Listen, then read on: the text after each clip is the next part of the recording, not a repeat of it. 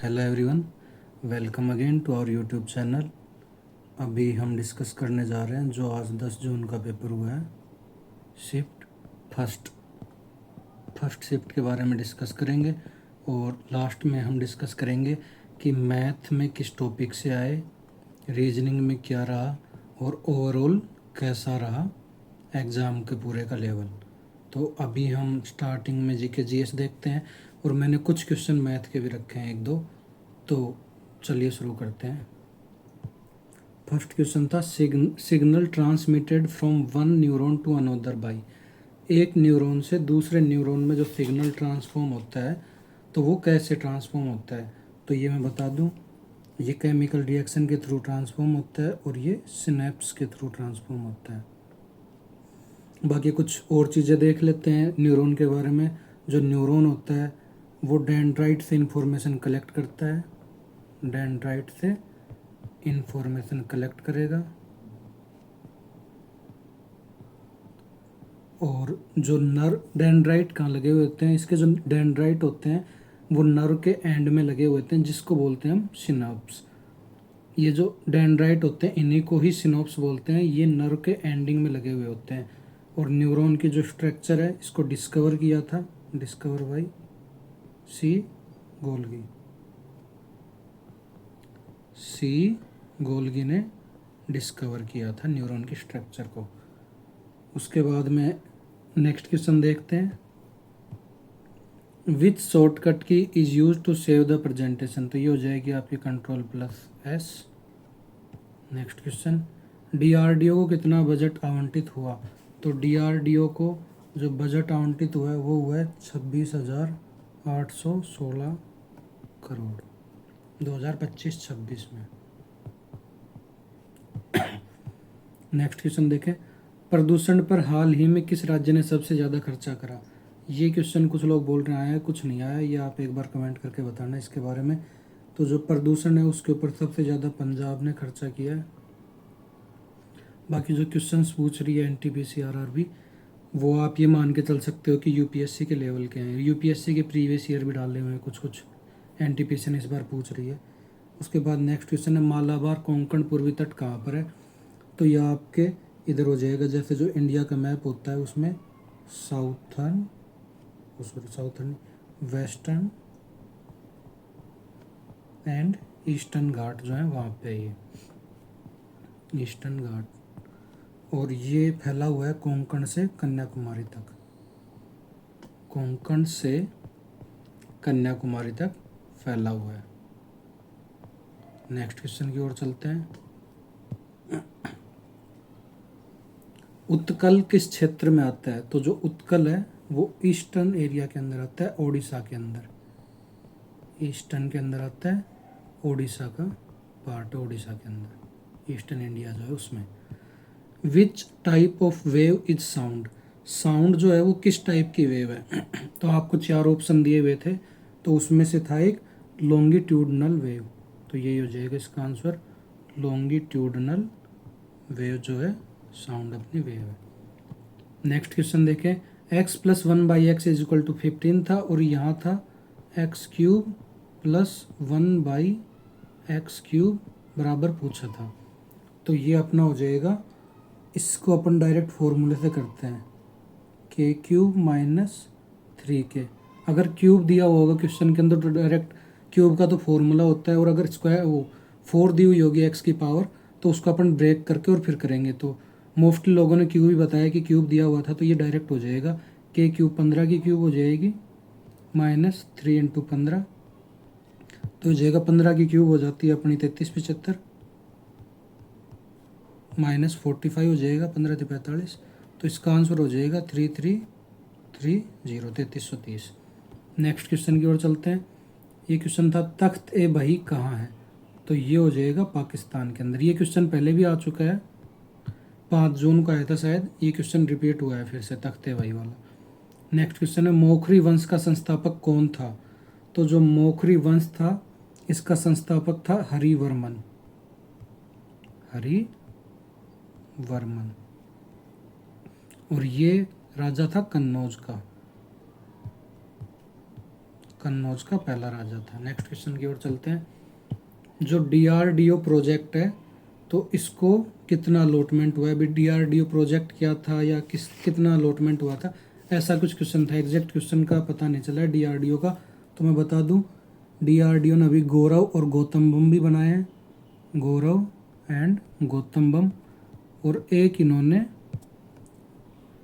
अभी रिसेंट में करा है हीट एक्सरसाइज। तो क्वेश्चन का नहीं पता चला क्या क्वेश्चन था एग्जैक्ट, बाकी डीआरडीओ प्रोजेक्ट से क्वेश्चन पूछा था उसने। नेक्स्ट क्वेश्चन है रग्बी लीग वर्ल्ड कप 2026 जो है वो ऑस्ट्रेलिया के साथ कौन सा देश आयोजित करेगा? तो आपके ऑप्शन में एक तो ऑस्ट्रेलिया दिया हुआ था, और दूसरा आपको बताना था आंसर कि ऑस्ट्रेलिया के साथ में कौन सा जो देश है वो आयोजित करेगा रग्बी लीग वर्ल्ड कप। तो ये हो जाएगा अपना पपुआ न्यू जिनेवा, ऑस्ट्रेलिया और ये कंट्री। नेक्स्ट क्वेश्चन की ओर चलते हैं। भगवान विष्णु की लेटी हुई मूर्ति किस गुफा में मिली है? ये क्वेश्चन पूछा था आपका, तो ये हो जाएगी उड्डावली गुफा,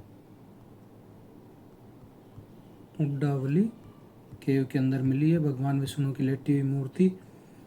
और ये जो उड्डावली गुफा है ये पड़ती है आपकी गुंटूर, जहाँ की मिर्च फेमस है, गुंटूर आंध्रा में, आंध्र प्रदेश। नेक्स्ट क्वेश्चन की ओर चलते हैं। जिन्होंने भी अभी तक चैनल को सब्सक्राइब नहीं किया हो सब्सक्राइब कर लेना, आपके लिए मेहनत करके और ये पूरे क्वेश्चन ढूंढ के लाते हैं, तो एक सब्सक्राइब आप कर सकते हो। नेक्स्ट क्वेश्चन है ध्रुव सेना के बाद में मैत्रिका जो डायनेस्टी है उसमें थ्रोन के ऊपर कौन बैठा ध्रुव सेना के बाद में? तो ध्रुव सेन जो है इसके बाद में इसका पुत्र बैठा था गुहा सेन, गुहा सेन बैठा था।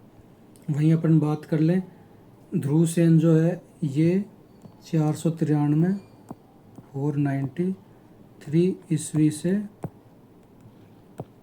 776 ईस्वी तक इनका राज रहा था, जो मैत्रिका डायनेस्टी है इसका, और गुजरात पर शासन किया था इन्होंने, गुजरात पर शासन किया था।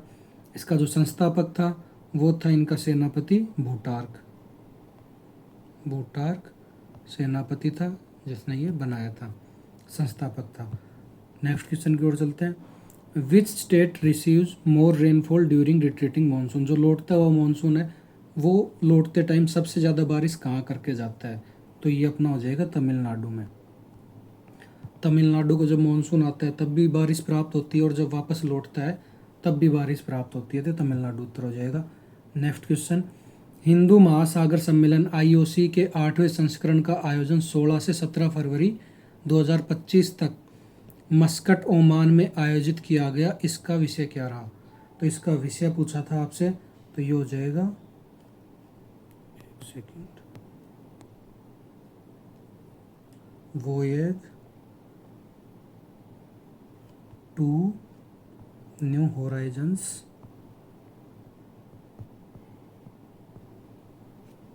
Of maritime partnership, maritime partnership.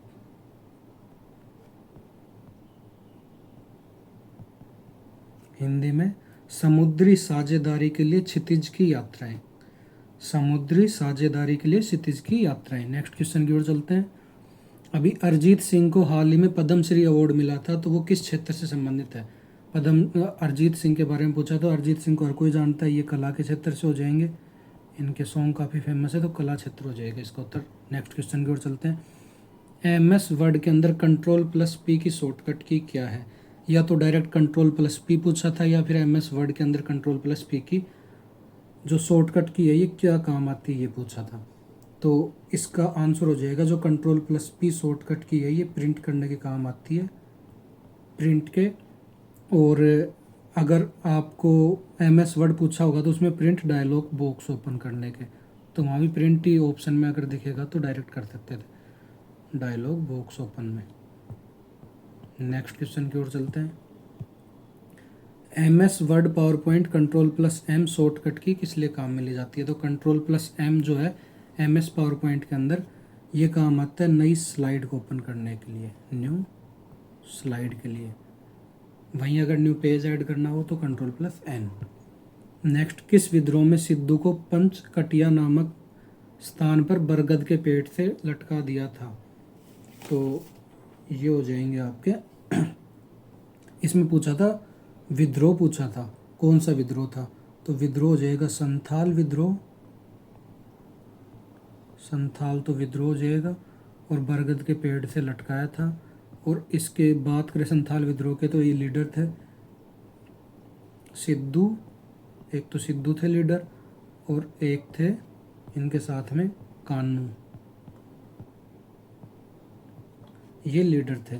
और ये जो विद्रोह हुआ था ये अंग्रेजों के अंग्रेज और जो जमींदार थे उनके खिलाफ हुआ था बिहार के अंदर, जो कि अभी ये पंचकटिया जगह है, उस टाइम बिहार थी, अभी झारखंड है, झारखंड के अंदर आती है। नेक्स्ट क्वेश्चन देखते हैं, परिवहन का सबसे सस्ता साधन कौन सा है? तो आपको ऑप्शंस दिए हुए थे, एक था रोड, एक था रेल, एक था वाटर, और एक था एयर। तो आपका करेक्ट आंसर हो जाएगा वाटर। समुद्री रास्ता जो है वो सबसे सस्ता साधन है परिवहन का। अगला question, why is judicial review done in India? Judicial review क्यों किया जाता है इंडिया के अंदर? तो ये होता है फॉर अपहोल्डिंग, अपहोल्डिंग क्लियर नहीं दिख रहा इसमें, upholding the constitution, constitution and protecting fundamental rights.